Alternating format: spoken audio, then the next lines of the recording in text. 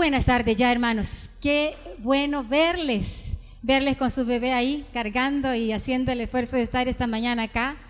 Quiero que le digan a alguien que está al lado suyo, es la mejor decisión estar aquí. Dígaselo, por favor. Es la mejor decisión estar aquí. Yo sé que tuvo que decidirlo esta mañana. A algunos no les costó porque ya tenemos el hábito, ¿verdad? Y nos hace falta, ¿verdad? A algunos hasta nos hace falta las 3 fiestas. Venimos temprano y aquí estamos las 3 celebraciones en la mañana. Algunos por razones de trabajo les cuesta y yo sé que han hecho un gran esfuerzo para estar aquí. Pero qué bueno, hermanos amados. Estamos en una serie de estudios de Apocalipsis y ha sido de mucho enriquecimiento para nuestra vida personal.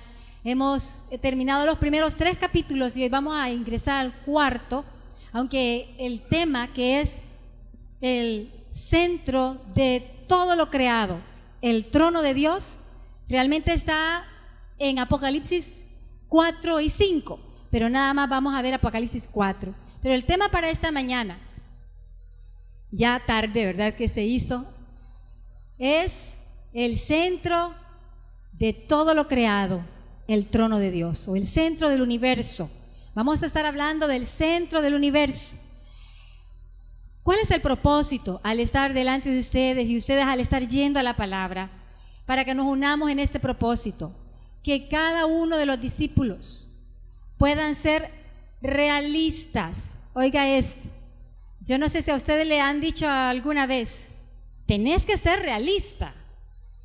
Las cosas como están, no están para casarse, ahorita eso ya no. O tenés que ser realista, poner los pies en la tierra. Mira, la economía va para peor, los gobiernos están mal, no hay expectativas de liderazgo que realmente tenga liderazgo. Las naciones que han sido potencias mundiales están declinando, así que tenés que ser realista, las cosas están mal.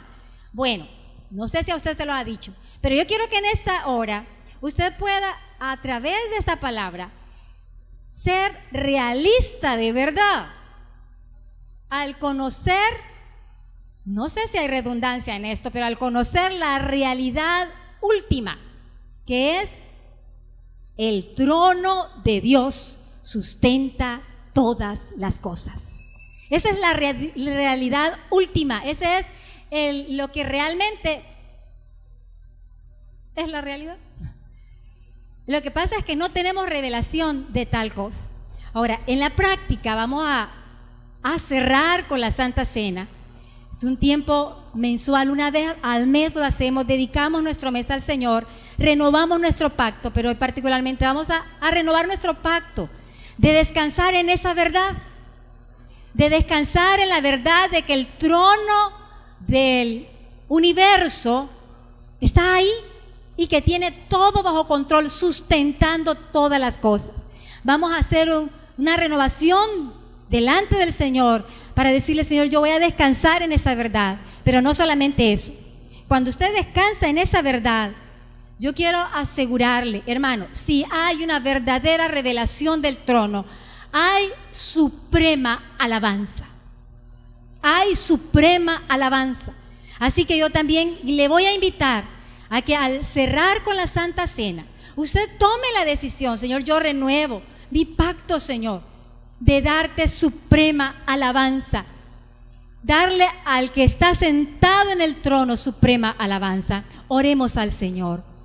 Al ir a tu palabra, mi Rey, queremos pedir que tu Espíritu Santo nos hable, ministra nuestros corazones, llénanos para poder capturar la realidad del trono en lo alto, en el nombre de Jesús.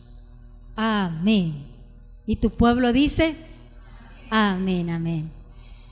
Bueno, quiero que abran su Biblia en Apocalipsis capítulo 4, pero quiero que vean la lectura. Ahorita la vamos a hacer con un video. Es muy lindo utilizar los dones para el reino de Dios, y hay personas que tienen la gracia, ¿verdad?, de poner en gráfica lo que se lee en la Biblia. Así que yo quiero que oigan Apocalipsis 4, y aunque lo tengan en la Biblia y abierto, en Apocalipsis capítulo 4, puedan oírlo en esta mañana. Capítulo 4. Después de esto miré y he aquí una puerta abierta en el cielo, y la primera voz que oí como de trompeta hablando conmigo dijo: sube acá, y yo te mostraré las cosas que sucederán después de estas. Y al instante yo estaba en el Espíritu, y he aquí un trono establecido en el cielo, y en el trono uno sentado. Y el aspecto del que estaba sentado era semejante a piedra de jaspe y de cornalina, y había alrededor del trono un arco iris semejante en aspecto a la esmeralda.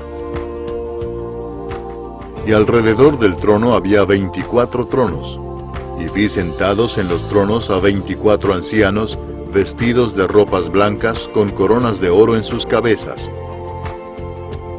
Y del trono salían relámpagos y truenos y voces, y delante del trono ardían 7 lámparas de fuego, las cuales son los 7 Espíritus de Dios. Y delante del trono había como un mar de vidrio semejante al cristal. Y junto al trono, y alrededor del trono, 4 seres vivientes llenos de ojos delante y detrás. El primer ser viviente era semejante a un león, el segundo era semejante a un becerro, el tercero tenía rostro como de hombre, y el cuarto era semejante a un águila volando. Y los 4 seres vivientes tenían cada uno 6 alas, y alrededor y por dentro estaban llenos de ojos. Y no cesaban día y noche de decir: Santo, Santo, Santo es el Señor Dios Todopoderoso, el que era, el que es y el que ha de venir. Y siempre que aquellos seres vivientes dan gloria y honra y acción de gracias al que está sentado en el trono, al que vive por los siglos de los siglos, los 24 ancianos se postraban delante del que está sentado en el trono, y adoran al que vive por los siglos de los siglos, y echan sus coronas delante del trono, diciendo: Señor, digno eres de recibir la gloria y la honra y el poder, porque tú creaste todas las cosas, y por tu voluntad existen y fueron creadas. Aleluya. Todas las cosas, el universo, todas las cosas. Pasábamos un video en la reunión anterior de la inmensidad del universo. Yo creo que ustedes pueden tener alguna idea, ¿verdad? Hay cantidad de astros inmensos, mucho más que el Sol, estrellas que el Sol queda como nada. Todas las cosas fueron creadas por Él. Ahora, antes de ir a Apocalipsis 4, yo quiero que ustedes reflexionen sobre lo que ha dicho la gente, el mundo, qué ha dicho sobre qué hay en el centro del universo. Ha sido algo de siglos, ¿no? Si hubiésemos preguntado a algunos astrónomos antes de Cristo, aún después de Cristo, la teoría geocéntrica era la que estaba en boga. Era obvio. Todo giraba en derredor de la Tierra. O sea, era lo que podían ver. El Sol giraba alrededor de la Tierra, la Luna giraba alrededor de la Tierra, y lo más seguro es que todo el universo giraba en derredor de la Tierra. Pero luego alguien se arriesgó, aunque me llama la atención que Aristarco en el 240, 230 antes de Cristo ya había dicho que el universo giraba alrededor del Sol. No fue hasta a principios de 1800, que 1600, que Juan Kepler sostuvo firmemente la teoría heliocéntrica de que el universo gira alrededor del Sol. Bueno, se le cayó la teoría, porque todos sabemos que el universo no gira alrededor del Sol. De hecho, en Wikipedia hay una información acerca de la Unión Astronómica Internacional, que en 1985 habló del centro galáctico. Ellos dicen que es el centro de rotación de nuestra galaxia, la Vía Láctea. Se dice que hay un agujero negro supermasivo en el centro de la Vía Láctea. Pero aún así, yo anduve buscando respuestas en eso de Yahoo Respuestas y todas esas cosas parecidas, ¿no? Y encontré esta respuesta. Dice, en pocas palabras, la respuesta es, muy sabia, bueno, que en un universo en expansión no tiene sentido hablar de un centro geométrico del universo, puesto que tenemos una alternativa más coherente. Bueno, coherente para él, para mí no tiene coherencia. No hay centro del universo porque no hay bordes del universo. Realmente los científicos no se ponen de acuerdo, ¿verdad? Porque muchos de los científicos están hablando hoy de hoyos galácticos, así se llama. O sea que de alguna manera hemos ido avanzando de una teoría geocéntrica, heliocéntrica y ahora yo le llamaría energiocéntrica, porque dice que son hoyos de energía que están alando y eso sostienen el universo. O sea, así como el Sol sostiene el sistema solar, así esos hoyos galácticos sostienen todo el universo. Ahora la pregunta es, ¿dice la Biblia algo sobre el centro del universo?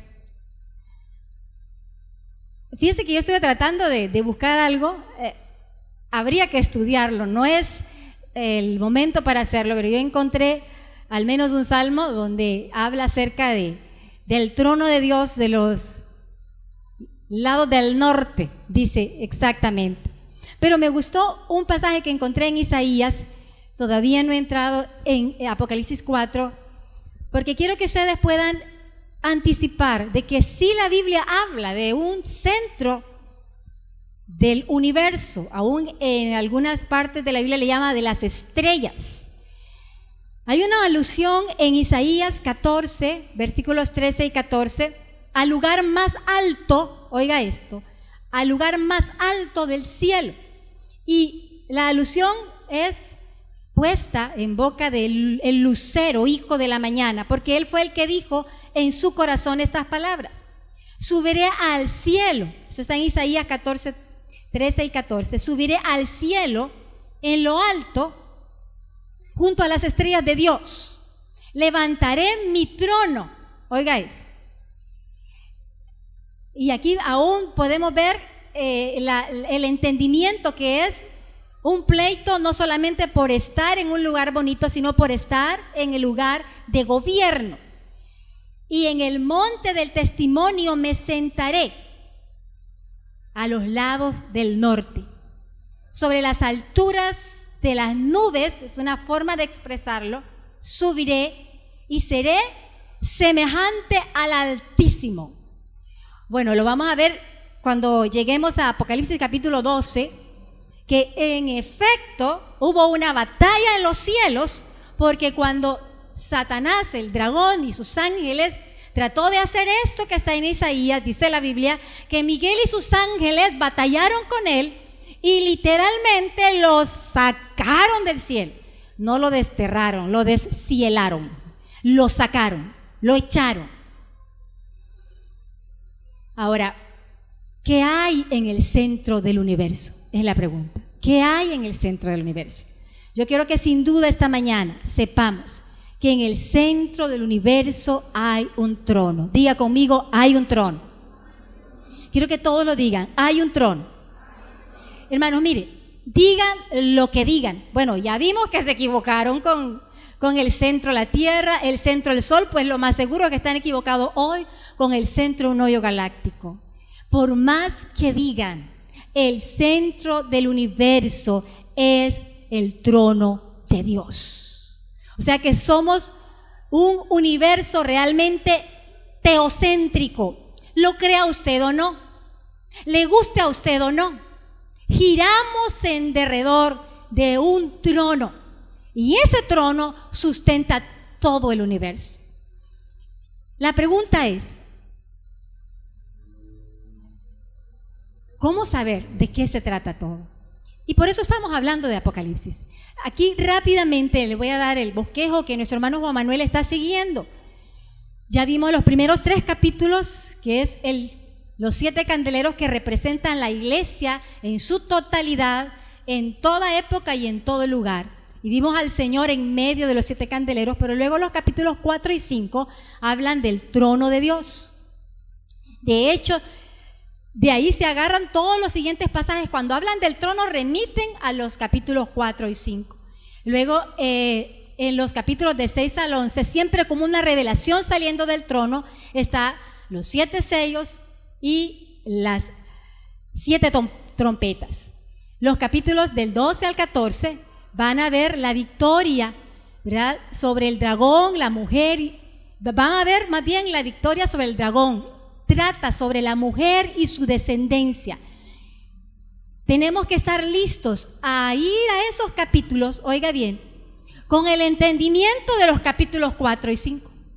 Porque si usted no captura los capítulos 4 y 5, va a ir a pasear a los otros. No va a entender nada o va a ser una interpretación errada si no partimos del trono de Dios. Por eso es que este día y el próximo domingo que vamos a estar estudiando los capítulos 4 y 5, es muy importante que usted abra su corazón y con sencillez diga: Señor, revélame tu trono, porque yo pienso o puedo pensar que lo entiendo, pero cuando voy a la práctica no es así. Y vamos a ver ahora por qué, porque nos describe el trono estos capítulos. Los capítulos 15 hasta el 16 habla de las 7 copas de la ira del Cordero, porque no se han sometido a su proyecto para la tierra, para la historia, para toda la creación. Luego el capítulo 17 hasta el 19 nos van a resumir la derrota de Babilonia y de las bestias, siempre hablando de la victoria del Cordero. Y para el cierre glorioso tenemos la victoria final del Cordero, pero no va solo.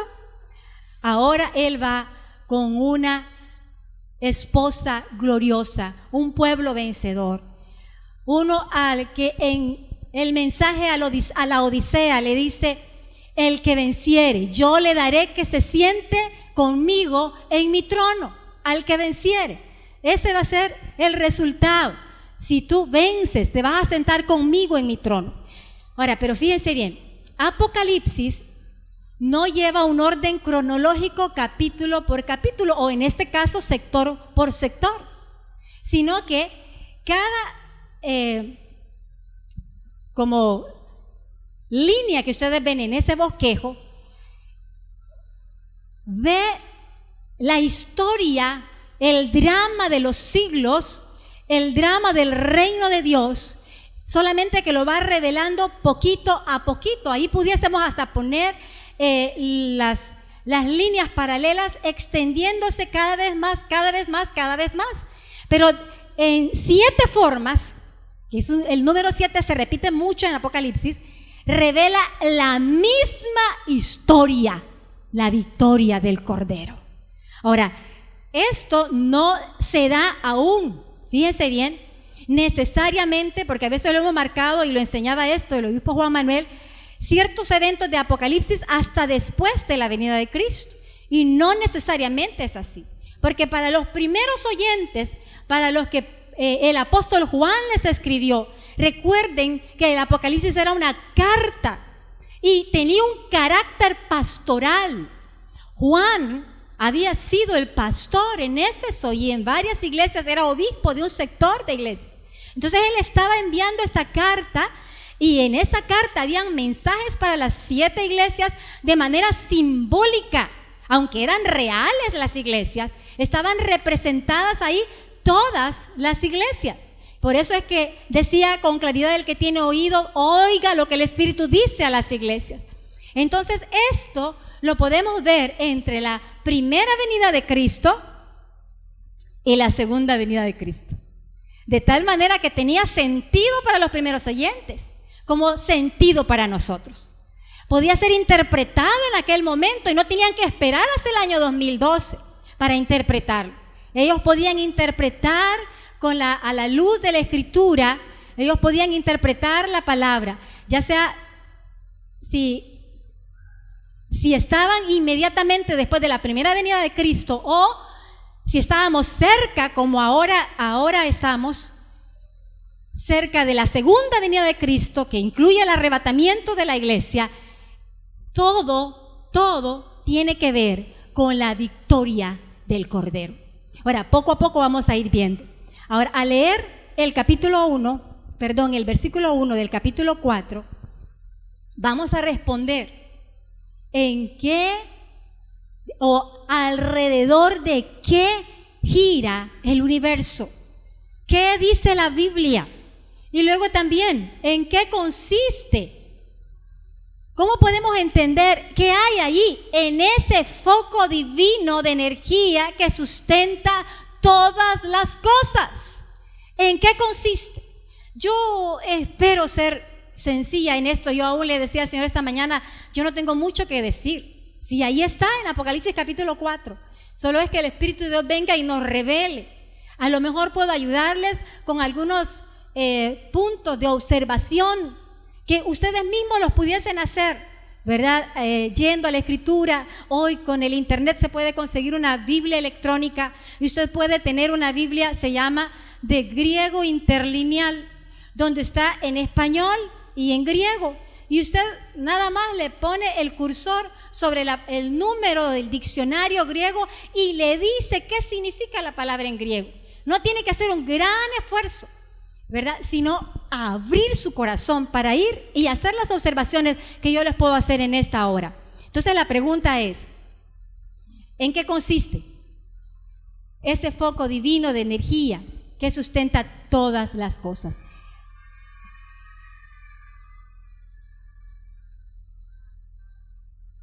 Yo voy a darle dos puntos en el mensaje. El primer mensaje es lo que hay detrás, el primer punto es lo que hay detrás de todo lo creado.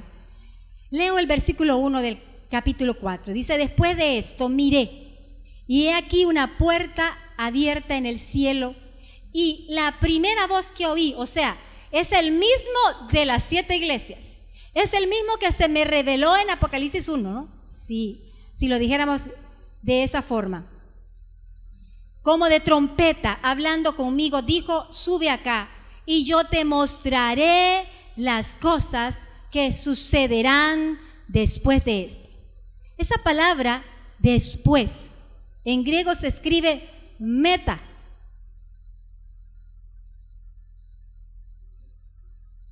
Puede traducirse con o detrás, es una preposición.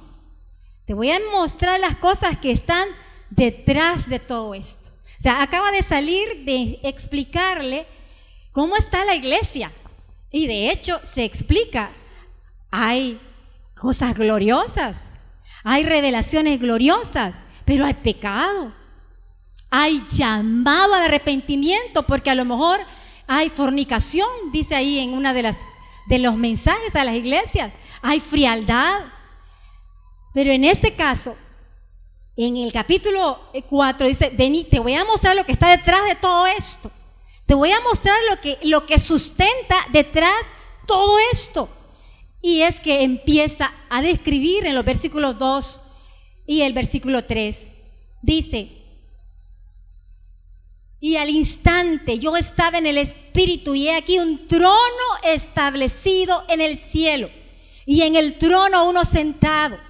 Y el aspecto del que estaba sentado era semejante a piedras de jaspe. Otra versión dice de diamantes y de cornalina. Y había alrededor del trono un arco iris semejante en aspecto a la esmeralda. De hecho, cuando yo lo leí, yo me imaginaba un arco iris. Pero al ver la presentación me dio la idea correcta. Dice que alrededor del trono había un arco iris. O sea que era un círculo, porque estaba alrededor del trono. Ahora, hay uno que está sentado, que sabe qué significan los pactos y sabe cerrar los pactos. El arco iris nos lleva a la historia del diluvio y nos revela a un Dios de pacto que se pacta consigo mismo y se pacta con la tierra y se pacta con su pueblo. Entonces revela en el trono a uno que tiene un proyecto que si lo inicia lo va a terminar, y eso es lo que está revelando. ¿Cómo describe el trono? Que es el segundo punto del mensaje que tengo en esta hora. ¿Cuál es la descripción del trono de Dios? A lo mejor usted puede sacarle mucho más a esto, hermano. De verdad se lo digo. Y en la presencia del trono de Dios, usted puede decir: Señor, revélame qué significa cada detalle que está ahí, porque yo puedo ir y quedar en la luna, ¿verdad? No entender. Dice que alrededor del trono, en el versículo 4, empieza a describir el trono. Había 24 tronos y sentados en los tronos 24 ancianos, vestidos de ropas blancas y con coronas de oro en sus cabezas. Había un círculo alrededor del trono de tronos. ¿Qué hay delante del trono? Mire, hermano, el número 12 es número del pueblo de Dios, y muchos intérpretes de la Escritura están en acuerdo que estos 24 ancianos representan a los patriarcas del Antiguo Testamento y a los apóstoles del Nuevo Testamento, y de los dos hacen un solo pueblo. Pero delante del trono los que están son los ancianos, los episcopos, y en este caso tiene que ver con autoridad delegada. Ahora, ¿qué están haciendo ahí? Están, en primer lugar, representando el proyecto de Dios en la tierra como pueblo de Dios. Y eso también lleva implícito que lo está representando a usted y a mí. Y en la medida que usted sepa que ellos están vestidos con vestiduras blancas y están con una corona que no es de adorno, siempre la corona es símbolo de autoridad. Tienen coronas de oro en sus cabezas. De hecho, usted lo va a ver tirando las coronas de autoridad delante del que está sentado en el trono. Pero ¿qué significa esto? Delante del trono, me está revelando el Señor el trono, y delante del trono, alrededor del trono más bien, hay 24 ancianos que representan la autoridad delegada. ¿Qué me dirá? No entiendo todavía. Bueno, tiene que ver con que Dios manifiesta su trono a través de autoridad delegada. En los capítulos 1 al 3 le llama a los ángeles que están en la iglesia. Escribe el ángel que está en la iglesia a los que están en autoridad delegada. Pero al mismo tiempo, como nos representan a nosotros, porque son una autoridad delegada, pero delante de Dios son una autoridad representativa, nos representan a nosotros, están vestidos de justicia. Esas son las vestiduras blancas y tienen autoridad. Mire, hermano, yo oí a una hermana que me decía esto. Mire, hermana Vicky, no estaba ella muy consagrada, no hacía mucho por el reino. Mire, yo realmente no estoy interesada en corona, me dijo. A mí no me importa si el Señor no me da corona. Yo lo que quiero es un lugar en el cielo, me dijo. Y yo, pues sí, ¿verdad? Yo me preparo para estar bien con el Señor. Todos los días me preparo. Y aunque a barrer me ponga las calles de oro, me dijo, no me importa, me dijo. Parece bonito, hermano, pero no entiende el trono de Dios. No entiende el trono de Dios. Porque eso me decía, mire, yo no quiero estar, en otras palabras, a mí no me hable mucho de compromiso, pues, ¿verdad? O sea, yo puedo estar así, un poco de lejito, aunque no me dé corona el Señor. Y no es así, hermano. Porque yo no tengo que esperar hasta que el Señor venga para tener una corona. Y óigame esto, ni siquiera son las personas que usted ha llevado a Cristo. Ahora, cuando usted lleva a otras personas a Cristo, está ejerciendo la autoridad que Dios le ha dado. Jesús dijo, toda autoridad me es dada en el cielo y en la tierra. Ahora vaya, hagan discípulos. Usted tiene la autoridad de hacer discípulos. Pero no solamente eso, usted tiene la autoridad de vencer al pecado con el que está peleando. Y no se puede dar el lujo, o sea, tal vez a lo mejor si usted quiere, de que el pecado reine sobre usted. O sea, lo dice Romanos, no reine pues el pecado en vuestros cuerpos mortales. ¿Por qué? Porque usted tiene autoridad, porque usted es de esos redimidos que están lavados con la sangre de Cristo, están vestidos con esas vestiduras de justicia, y usted tiene la autoridad de parte del Señor.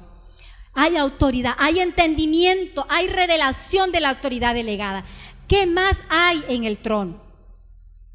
Yo de entrada le puse pastoreo y dirección del Espíritu, porque de hecho, cuando hablamos dirección del Espíritu Santo, no lo relacionamos con pastoreo. Entonces, por eso le puse, ¿qué hay en el trono? Bueno, leamos lo que dice. Dice que del trono salían relámpagos y truenos y voces, y delante del trono ardían 7 lámparas de fuego, las cuales son los 7 espíritus de Dios. Mire, hermano, el Espíritu Santo, 7, unido con el 7, es perfección de la obra del Espíritu Santo. No tiene que andar buscando contar, uy, ¿cuántos espíritus son? No, es simbólico. Aprendíamos el miércoles en numerología que el número 7 es perfección, que el número 7 aún tiene que ver con madurez, con plenitud. Entonces el Espíritu Santo lo tenemos completo, fluyendo del trono. ¿Para qué? Me encanta la figura de truenos y relámpagos, porque me lleva inmediatamente al monte Sinaí. De hecho, habían truenos y relámpagos y la gente dijo, no, a mí no me metan en eso, ¿no? Moisés, subí tú. Ahí después no contás qué ves ahí.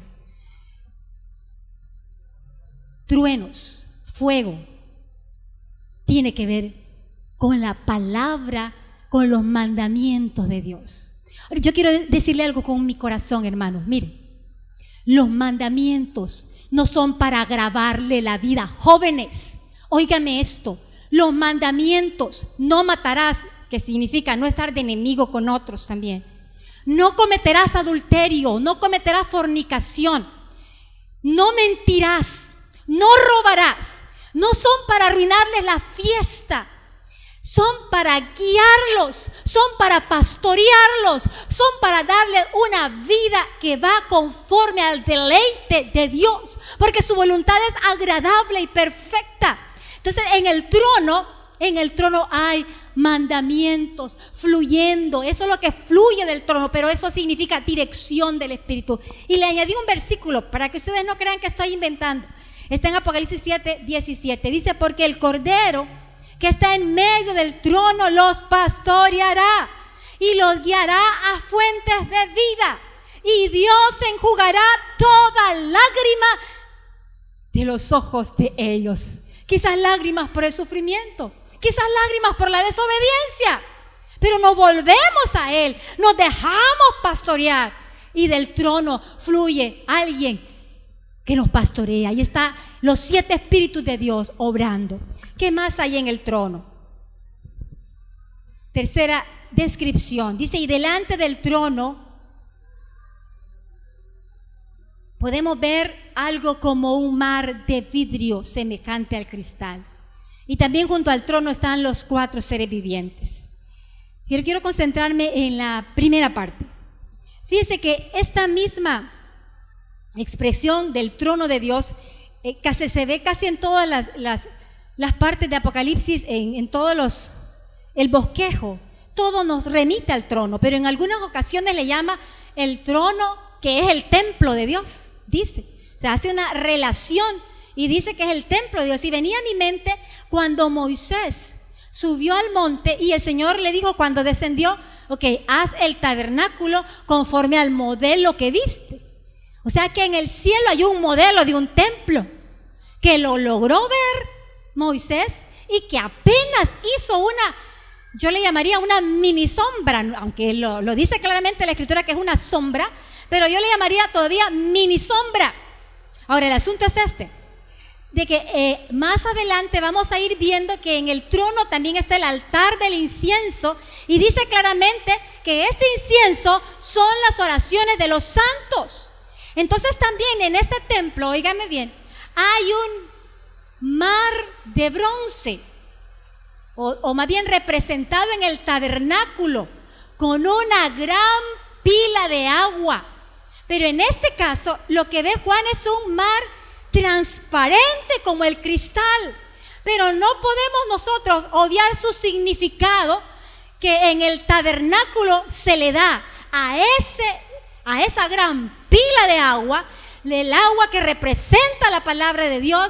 No podemos dejar de interpretarlo de esa manera y decir que en el trono lo que hay es una revelación de la palabra de Dios. Ahora mire, hermano, estoy hablando de esta palabra de Dios. O sea, no solamente es que yo quiero que Dios me hable, no. Estoy hablando de la palabra de Dios. Que si un niño de 5 años tiene una revelación del trono de Dios, va a ir a la palabra con amor y compasión. Me pregunto a usted. Y no voy a dejar de decir Hebreos 11:3. Lo leímos al principio de la celebración, porque tiene que ver con esto. Dice Hebreos 11:3. Si lo puede buscar y señalar en su Biblia, perfecto. Y lo lee conmigo, porque esto es realmente el trono del universo. El trono del universo. Oiga, Hebreos 11:3. Por la fe entendemos haber sido constituido el universo por la palabra de Dios. Ahora, parece ser que como que se contradice. Por la fe entendemos. Es que mire, hermana, que si es por la fe no se entiende. No, porque usted está aquí para recibir entendimiento y revelación, y necesita la fe para entenderlo, de que en el trono, en el centro del universo, está la palabra de Dios, porque es de esa manera que fue constituido. Hermano, ¿les alegra eso? Miren, hermano, tenemos una riqueza en la palabra de Dios. Óigame, si con la palabra de Dios fue constituido el universo, ¿cómo no va a transformar nuestra vida, hermanos? ¿Cómo no podemos tomar con amor y compasión la palabra de Dios? Como decía el apóstol, o más bien David, que tus palabras me son mejor que el oro, mejor que la plata, es mucho más delicioso que la miel. Hermano, el rey David había entrado en el lugar santísimo. El rey David había tenido una visión del trono de Dios. Yo pregunto, ¿qué tanto está nuestra revelación del trono de Dios que nos lleve a amar la palabra como la amaba David? ¿Qué tanto nos desespera ir a la escritura más que ir a los plátanos con frijolitos y huevo en la mañana? ¿Qué nos desespera más, hermanos? Ahora, yo no quiero dejarle una carga, yo más bien quiero decirle, Señor, revélame tu trono. Porque en la medida que usted tiene revelación del trono de Dios, usted va a ir a la palabra. No importa la edad que usted tenga. ¿Qué más había en el trono? Revelación del carácter santo y glorioso de Dios. Y ahí donde, aunque ya han sido mencionados en el versículo 6, pero ahí donde quiero hablar sobre los 4 seres vivientes. El primer ser viviente es semejante a un león, el segundo semejante a un becerro, el tercero tenía rostro como de hombre, y el cuarto era semejante a un águila. Es el versículo 7. Y los 4 seres vivientes tenían cada uno 6 alas. Eso lo relaciona con la revelación del trono de Dios en Ezequiel, en Isaías. Y alrededor y por dentro estaban llenos de ojos y no cesaban, oiga esto, no cesaban día y noche de decir: santo, santo, santo es el Señor Dios Todopoderoso, el que es y el que ha de venir. Ha costado un poco llegar a un acuerdo. ¿Qué significan los 4 seres vivientes? El número 4 es el número de la creación. En numerología, el número 4 representa la tierra. En cierta medida, los 4 seres vivientes representan el propósito de Dios para toda la creación. Y realmente, oiga bien, cuando Dios se dispone a crear todas las cosas. Él lo que quiere es revelarse a sí mismo. O sea que en estos 4 seres vivientes, si no nos quedamos solamente en los seres vivientes, ¿verdad? Que algunas traducciones dicen solo vivientes, otra dice cosas vivientes. Sí, y nos enredamos y es que ya no entiendo ese asunto. No, váyase a lo que Dios dice. Cada uno de esos seres vivientes revela algo del carácter de Dios. En ese caso, un león nos revela a un Dios que gobierna, a un Dios gobernante. El becerro a un Dios hecho siervo.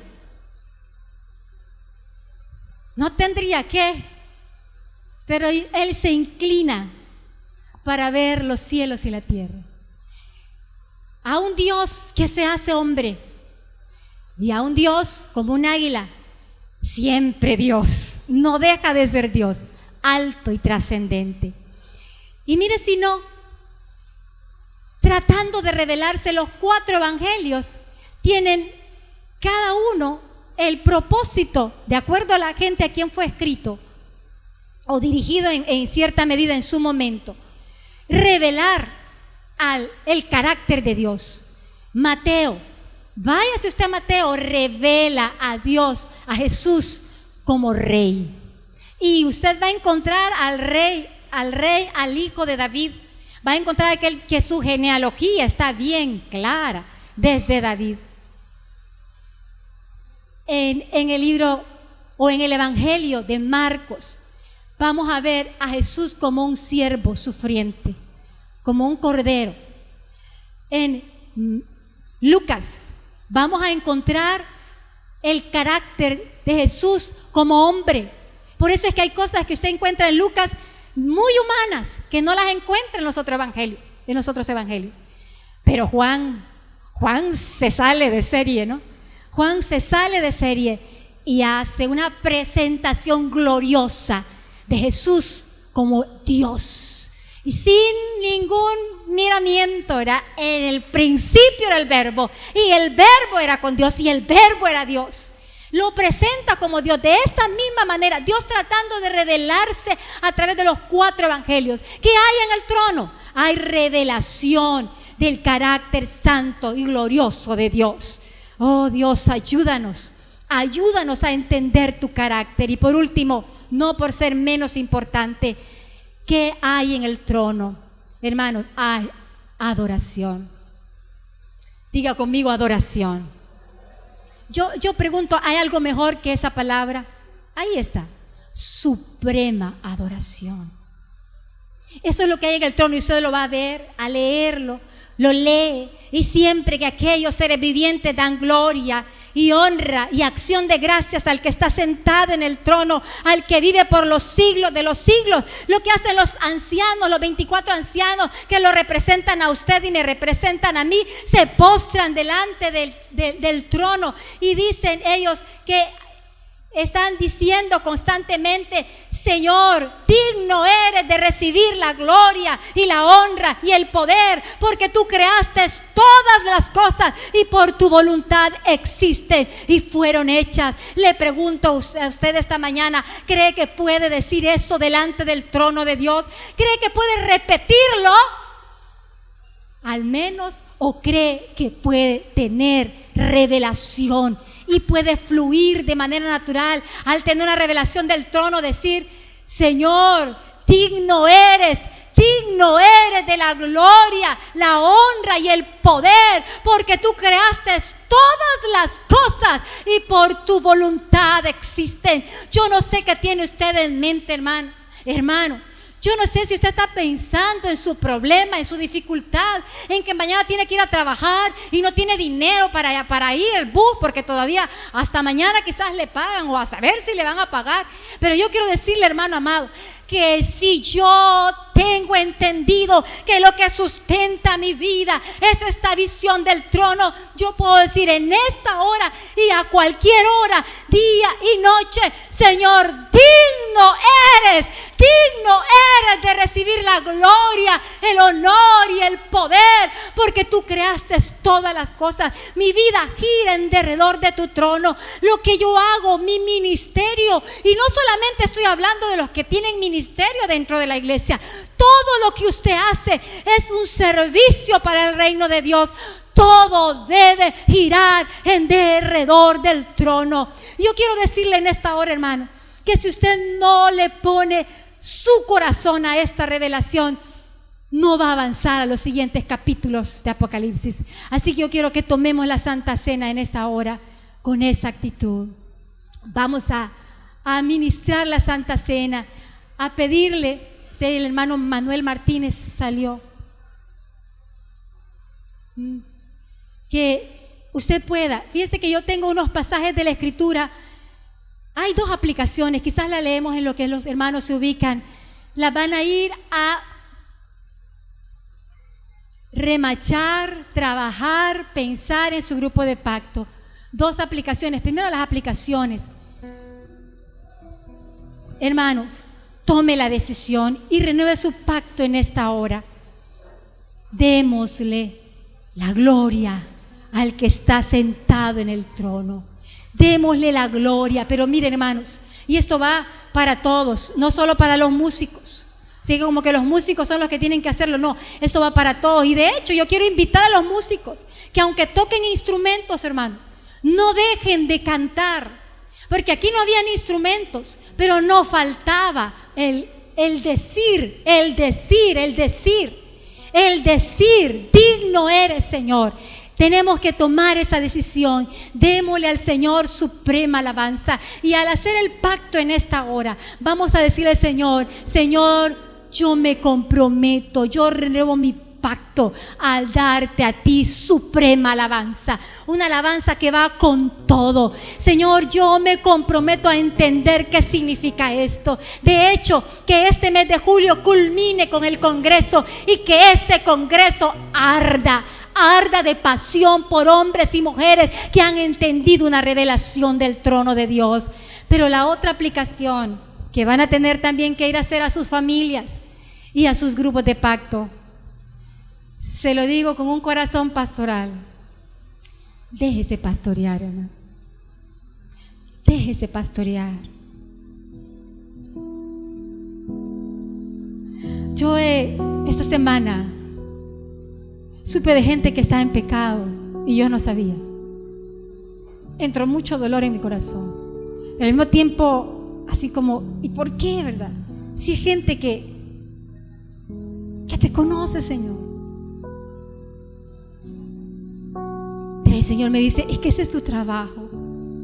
Ese es tu trabajo. Y ¿te has dado cuenta? Hay otras que no te das cuenta. Que hay gente que tiene resentimiento en su corazón y no lo quiere soltar.